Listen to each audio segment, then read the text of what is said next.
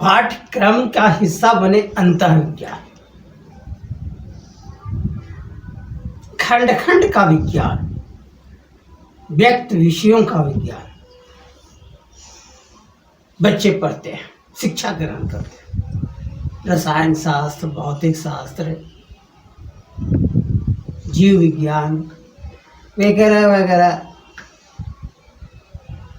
ढेर सारे विषय बच्चों को पढ़ने के लिए मिलता है।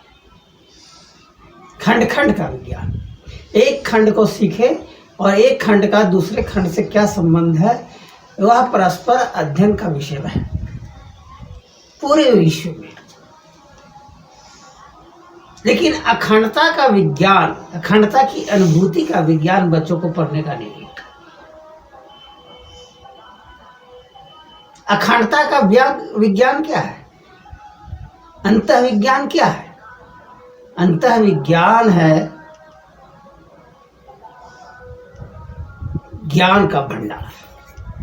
खंडों का कैसे इस्तेमाल करेंगे, विभिन्न खंडों के बीच में कैसा संबंध रहना चाहिए, कैसे उसका उपयोग करना चाहिए, इसका विज्ञान अंतःविज्ञान है। और इसका बच्चों से बचपन से ही अध्ययन करने की जरूरत है। परिवार के द्वारा, समाज के द्वारा, व्यवस्था के द्वारा ऐसी व्यवस्था होनी चाहिए कि अंतःविज्ञान की समझ बच्चा को बचपन से पढ़ना चाहिए। आज हम देख रहे हैं कि भौतिक विज्ञान बढ़ रहा है और लोग और भी ज़्यादा खंडित होते जा रहे हैं। 500 साल पहले से लेकर 1000 साल पहले, उसके पहले 2000 साल पहले, उसके पहले 5000 साल पहले, उसके पहले 10,000 साल, समय जैसे जैसे हम पहले जाते जाते हैं, राष्ट्रवाद की भूमिका गौण होती चली जाती है। आज के दौर में राष्ट्रवाद बिल्कुल घर कर गया है, और जबकि संचार का साधन पूरी दुनिया को एक गांव जैसा बना दिया है, एक घर के कमरे जैसा बना दिया है कि आप घर में बैठे पूरी दुनिया से संपर्क कर सकते हैं, मेल के द्वारा और वेबसाइट के द्वारा, दूसरे साधनों के माध्यम से।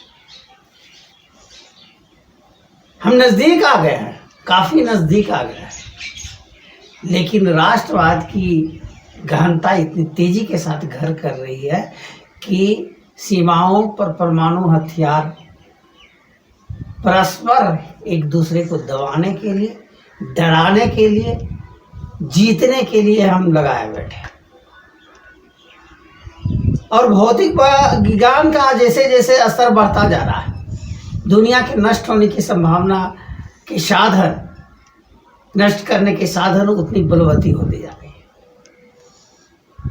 जब हम दूसरे ग्रहों पर बसने लायक बन जाएंगे, दूसरे ग्रहों पर सौरमंडल के बाहर जाने की स्थिति हमारी बन जाएगी, उस समय तो भौतिक विज्ञान इतना ज़्यादा बढ़ जाएगा कि एक छोटा राष्ट्र के पास भौतिक साधन इतने बढ़ जाएंगे कि धरती को नष्ट कर सकता है। आज तो सवाल ये उठता है कि सौरमंडल के बाहर हम जब बसने की स्थिति में रहेंगे, उस समय क्या धरती रहेगी, रह पाएगी या न रह पाएगी, यही एक प्रश्न है, गंभीर प्रश्न। तो अंतःविज्ञान भौतिक विज्ञान का कैसे उपयोग करना चाहिए, ये संस्कार देता है, ये विद्या देता है। और ज्ञान के माध्यम से सामाजिक सुव्यवस्था कायम हो सकती है। शिक्षा के माध्यम से सिर्फ नहीं हो सकता, अंतःविज्ञान के माध्यम से ही हो सकता है। और जिस अंतःविज्ञान पर प्राचीन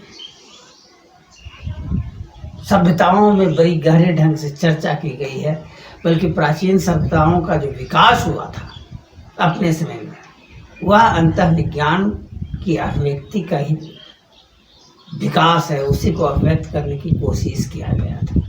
सिंधु, मेसोपोटामिया, चाइना, मिस्र या उसके पहले और भी पहले गुफा चित्रों में, आज वह विज्ञान बिल्कुल गौण विषय हो गया, उसकी कोई चर्चा नहीं होती, उसकी आवश्यकता नहीं महसूस होती।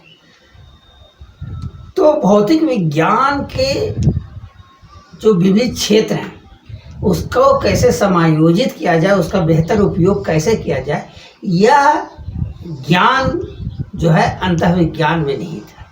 इसको समझने की जरूरत है।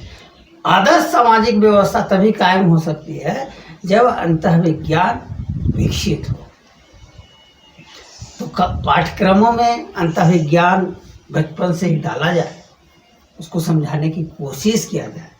यह पूरी दुनिया भर में बच्चों के लिए एक आदर्श पाठ्यक्रम होगा। और जैसे जैसे अंतर्विज्ञान के प्रति समझ बढ़ेगी, भौतिक विज्ञान और अंतर्विज्ञान मानव के विकास के लिए अहम भूमिका अख्तियार करेंगे। अगर भौतिक विज्ञान को ही केवल विकास का साधन अगर बनाया जाए तो अंततः हम विकास करते करते इस स्थिति में पहुंच जाएंगे कि मानव सत्ता को हम नष्ट करने की स्थिति तक पहुंच जाए। नष्ट ही कर देंगे, इसमें किसी तरह का संशय नहीं होना चाहिए। तो अंतर्विज्ञान आज की सबसे ज़्यादा ज़रूरत है कि बचपन से लोगों को पढ़ाया जाए। प्रचार प्रसार के साधनों पर टीवी, नेट वगैरह जो भौतिक विज्ञान के माध्यम से जो प्रचार के साधन मिले हैं, उसके माध्यमों से अंतर्विज्ञान का प्रचार प्रसार किया जाए कि अंतर्विज्ञान क्या है और उसकी विशेषताओं के बारे में बताया जाए। तो पाठ्यक्रम में शामिल हो अंतर्विज्ञान, और यह गंभीर विषय है।